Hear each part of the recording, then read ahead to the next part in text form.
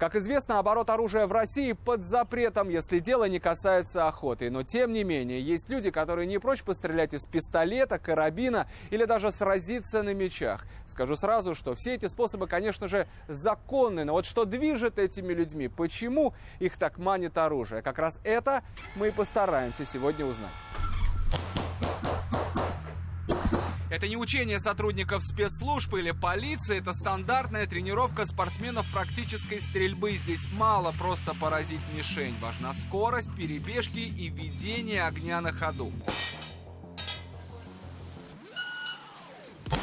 Обратите внимание, стрелок не размахивает пистолетом, а всегда направляет его строго в сторону мишени. Это одно из главных правил – не разбивать угол. То есть ни при каких условиях нельзя разворачивать ствол в другую сторону. Табур. А вот здесь самое главное – стреляют спортсмены из самого настоящего огнестрельного оружия. Ходить с ним по улице свободно, конечно же, нельзя. И даже чтобы просто дойти до тира, с собой надо иметь специальное разрешение. Это пистолет. Называется Танфоглио. Сделан на базе ЧЗ, это итальянской компании. То есть это огнестрельное оружие? Да, это огнестрельное оружие. Ничего общего с пневматикой или травматическим оружием. Это становится ясно, когда начинают заряжать магазин. У военных есть что-нибудь подобное? Да, конечно. У военных немножко даже другие вещи есть. Лучше, чем у вас? Ну, могу показать и их тоже. У вас вообще все есть? У нас все, что есть у военных, мы перенимаем. Патроны отличаются немножко от военных. А чем? Они не имеют стального сердечника. То есть они просто разлетаются? Да, у них пробивной силы нет такой, которая у военных есть. Условно говоря, боевых действиях. Он может быть убойным? Конечно. Он стреляет, то есть дальность его действия практически 100 метров. Руслан Абасов, председатель регионального отделения практической стрельбы в Башкирии, один из лучших стрелков в республике. И при этом к армии, спецслужбам или полиции Руслан никакого отношения не имеет, скорее наоборот. В обычной жизни занимается строительным бизнесом. В практической стрельбе существует несколько видов мишеней. Конкретно в нашем виде спорта есть так называемые попперы железные. Они должны падать, как вот этот вот. Так как это вид спорта, то здесь существует бальная система оценок. Главное не просто попасть в мишень, но и максимально точно. А за промах можно даже уйти в минус. Это как бы противник из-за угла выглядывает. Нет, это как держат заложника кого-то. Ага. То есть сейчас здесь заложнику повезло. Да. Так Он остался в живых. Так называемая бабка у нас называется. Бабка цела, можете видеть. Но вот здесь это видно, что было. пару раз ей все-таки не повезло. Досталось. Вообще поклонников этого вполне экстремального увлечения можно разделить на временные отрезки. Будущее, настоящее и прошлое. Алексей Маслаков. Его оппонент Александров Егор.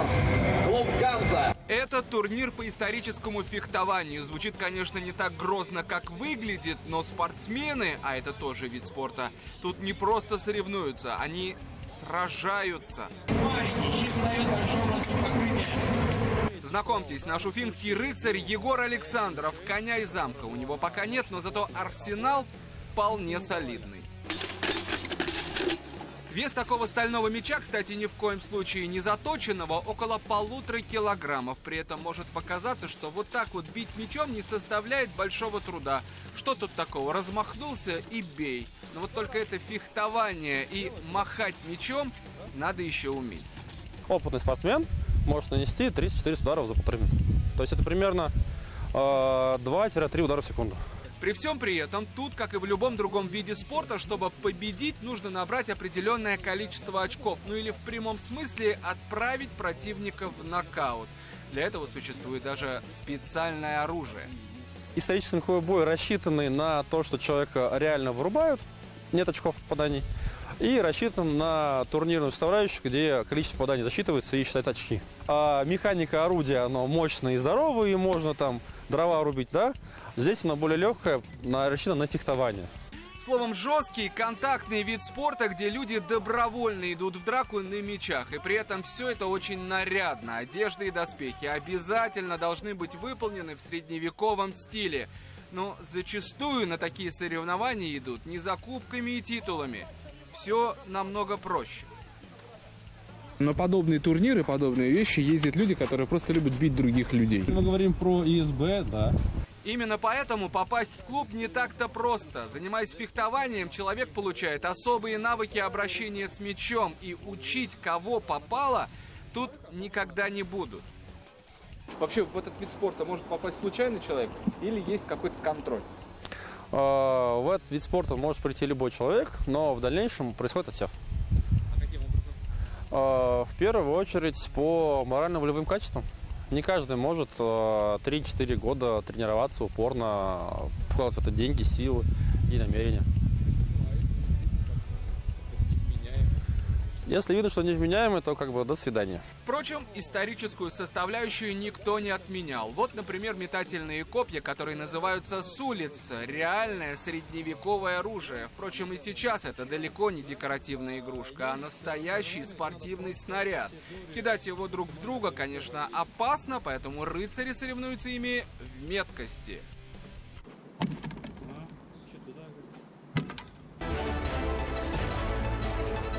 Это оружие перспективно тем, что оно может стрелять без лука, без отдачи и без вспышки от выстрела.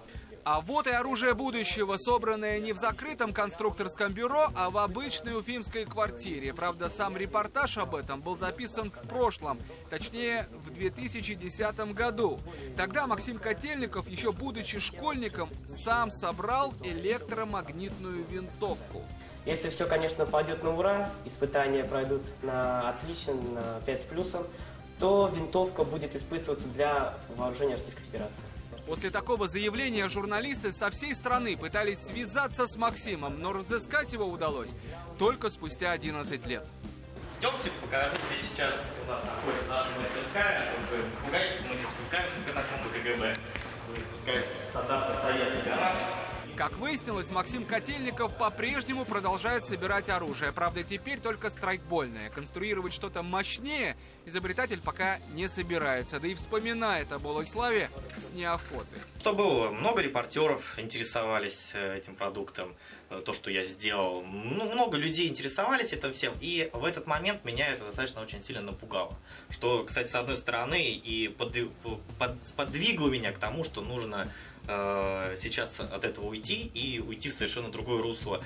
И после того, когда на меня так вот эта популярность свалилась, с кучей расспросов вот этими ежедневными, пытаясь выцепить меня, то, что там расскажите, что и как, я просто, грубо говоря, изничтожил свой проект и закрыл на этом, поставил на этом большой крест. Не исключено, что разработка Максима уже давно под грифом «секретно», но все же школьная разработка оставила свой отпечаток. Максим с ранних лет понял, что именно оружие его призвание, пусть и спортивное.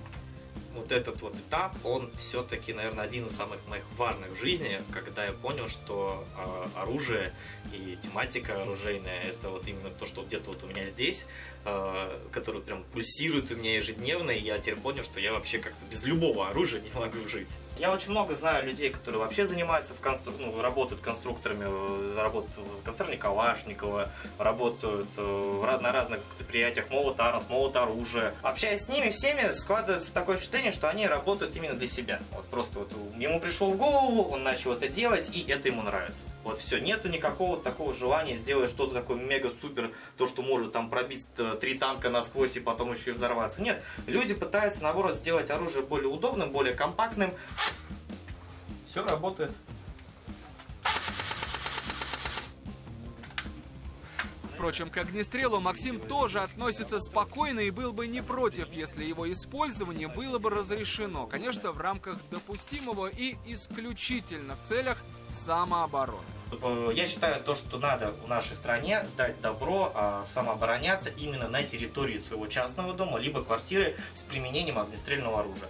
Потому что очень много у нас бывает, когда соседи врываются в квартиру там, с ножами и прочим. И это, как бы обороняться не получается у обычного человека. Как известно, в обычных гаражах изобретали многие вещи, которые впоследствии изменили мир. Тем более у Максима Котельникова уже был небольшой опыт. Кто знает, может быть, 11 лет – это только перерыв, и главное его изобретение еще впереди. Достаточно удобно.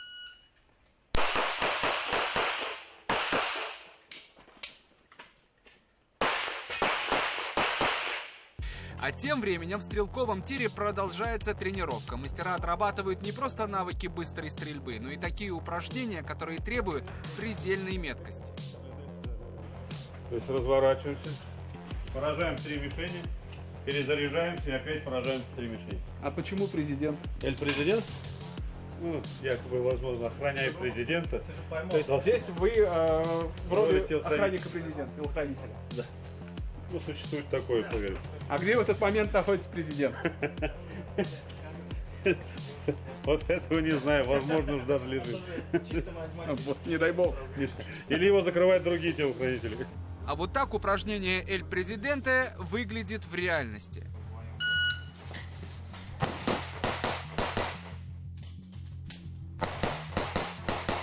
Если закончили, разрядить, показать. Если разряжен контрольный спуск, оружие в кобуру. Ваше время 6:29. Кажется, условный лидер условного государства может быть спокоен. По крайней мере, в этом тире ему точно нечего бояться, как, впрочем, и всем остальным. Оружие, как правило, очень дисциплинирует. В нашем спорте не было никогда практически случаев, чтобы человек воспользовался своими способностями. Я не направлю оружие туда, куда не собираюсь стрелять.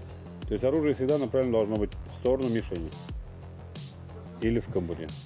Подводя итог, хочется сказать словами военных, что любое оружие создано в первую очередь для защиты, в крайнем случае для уничтожения. Но теперь оружие еще и спортивный снаряд. А значит, это целая культура, где первый пункт все же безопасность.